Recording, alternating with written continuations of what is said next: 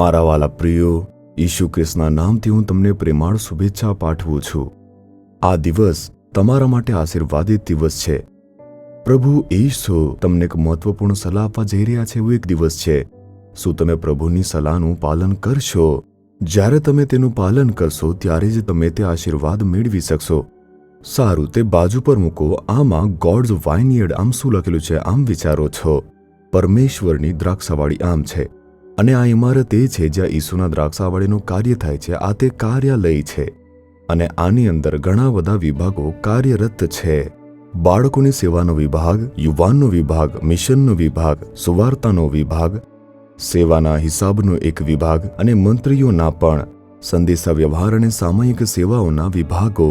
આવા ઘણા અલગ અલગ પ્રકારના અહીં વિભાગો છે। અમે કામ કરીએ છીએ, અને અમે ઈસુના દ્રાક્ષાવાડી પરિવારમાં જોડાયા છીએ, અને દ્રાક્ષાવાડીમાં સાથે મળીને એક સાથે કામ કરીએ છીએ, અને અમે પરમેશ્વરના દ્રાક્ષાવાડીમાં એકતામાં કામ કરીએ છીએ। આ બધું યાદ અપાવવા માટે અમે આનું નામ આવી રીતે રાખ્યું, એટલે કે ગોડ્સ વાઇનયાર્ડ, પરમેશ્વરની દ્રાક્ષાવાડી।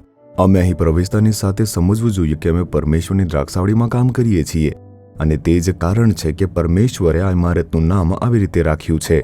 હું આ ઇમારતની સામે ઊભો રહીને તમારી સાથે વાત કરી રહ્યો છું। સારું, આજના દિવસે પ્રભુ પાસે મારા માટે શું વચન છે આમ પૂછો તો 1 પીતર 4 અધ્યાય તેની 8મી કલમ।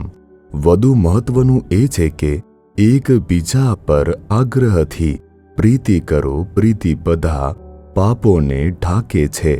પ્રેમાળ રહેવું જોઈએ। આ એક મહત્વપૂર્ણ આજ્ઞા છે જે ઈશુએ આપણને આપી છે। તમારા પડોશીને પ્રેમ કરો જેમ મેં તમને પ્રેમ કર્યો છે।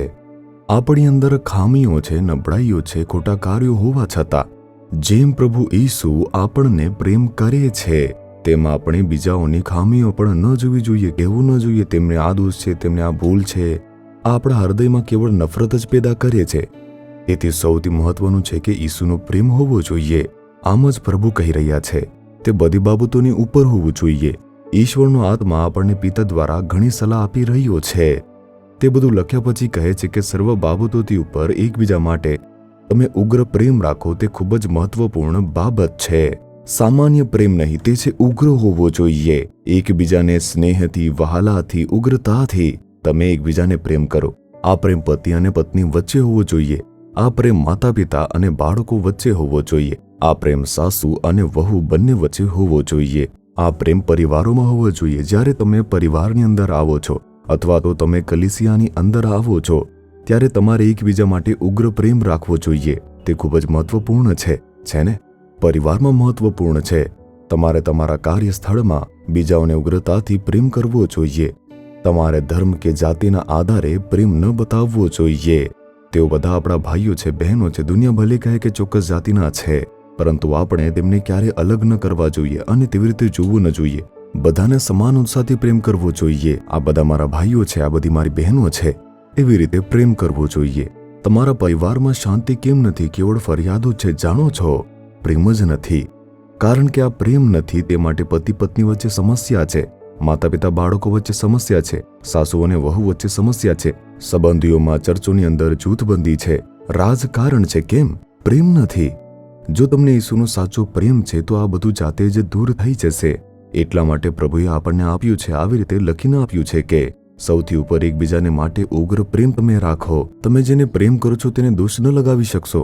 વિચાર કરી જુઓ, જો તમે કોઈને ખૂબ જ પ્રેમ કરો છો અને તેમાં કોઈ ખામી હોય તો તમે તેની ખામીઓને પણ ઢાંકી દેશો, કેમ કે પ્રેમ પાપોને ઢાંકે છે, આમ વચન કહે છે। પ્રભુ આપણને પ્રેમ કરે છે, તેથી તે આપણી ખામીઓને નિર્દેશ કરતો નથી, ઢાંકી દે છે। પહેલા તે આપણામાં રહેલી બાબતો વિશે વાત કરે છે અને પછી પ્રેમથી સુધારે છે અને કહે છે કે તમારે અહીં અભાવ છે, તેને તમે સુધારો। તે તેમના પ્રેમથી આવે છે, એટલે કદી દોષ ન આપો। આપણે ક્યારે પણ દોષ શોધવાનું વલણ રાખવું ન જોઈએ। મારી સાસુ સાચી નથી, તેણે આવું કર્યું, તેવું કર્યું, પુત્રવધુ સાચી નથી, મારા પતિ તે આવા છે, મારી પત્ની આવું કરે છે। કારણ કે પ્રેમ નથી, વચ્ચે એક નફરત આવે છે અને તેના દ્વારા કઠોર શબ્દો પણ નીકળતા હોય છે। માતા પિતા અને બાળકો વચ્ચે પ્રેમ ન હોવાથી એક સંઘર્ષ ઉત્પન્ન થાય છે। તમારા કાર્યસ્થળમાં પણ જે લોકો સાથે તમે કામ કરો છો તે પણ પીડાઈ રહ્યા છે અને પ્રેમને બદલે ચીડ અને ગુસ્સો બતાવો છો। તેથી કહો કે હે પ્રભુ, મને તે ઉગ્ર પ્રેમની જરૂર છે।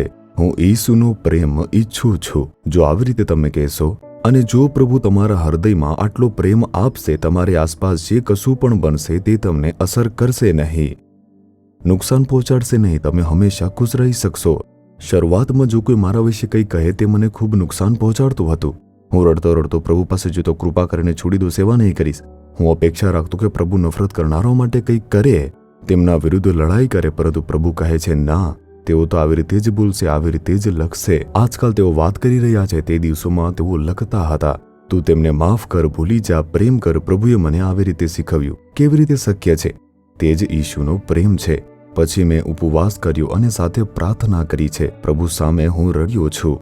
મને પ્રેમ આપો. જેઓ મને નફરત કરે છે, દોષારોપણ કરે છે, મારા વિશે ખોટું બોલે છે, તેમને પ્રેમ કરવા માટે મને તમારો પ્રેમ આપી દો પ્રભુ. મેં પ્રાર્થના કરીને પ્રાપ્ત કર્યું. એટલા માટે હવેથી તેઓ મારી વિરુદ્ધ ગમે તે લખે, ગમે તે બોલે છે, હું ખૂબ જ ખુશ રહું છું. મને તેની અસર થતી નથી.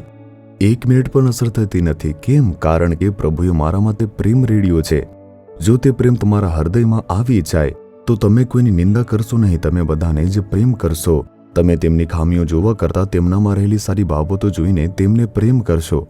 તેથી પ્રભુ પાસે તે બધા માટેનો પ્રેમ માંગો. એકબીજાઓ સાથે ઉગ્ર પ્રેમ કરો તેવો પ્રેમ માંગો. મને ઈસુ જેવો પ્રેમ જોઈએ છે. શું તમે આમ કહી શકો છો? તમારા હૃદય પર હાથ રાખો, કહો, હે ઈસુ, મને તમારો પ્રેમ આપો, વધસ્તંભનો પ્રેમ, એવો પ્રેમ જે દરેકને પ્રેમ કરે છે પ્રભુ, જે દુશ્મનોને પ્રેમ કરે છે પ્રભુ, દરેકને પ્રેમ કરે છે. જેઓમાં ખામી છે તે ખામીને જોતો નથી, એવો એક પ્રેમ. એકબીજાની સાથે ઉગ્રતાથી થઈ શકે તેવો એક પ્રેમ આપો. મારા હૃદયમાં તમારો પ્રેમ રેડો. મને હંમેશા પ્રેમમાં ચાલવા દો અને તેમાં કામ કરવા દો પ્રભુ. ઈશુના નામમાં પ્રાર્થના કરું છું. Amen, amen. Jesus redeems Gujarati YouTube ચેનલને સબસ્ક્રાઇબ કરો. દરેક નવા કાર્યક્રમની માહિતી મેળવવા માટે બેલ આઇકન પર ક્લિક કરો.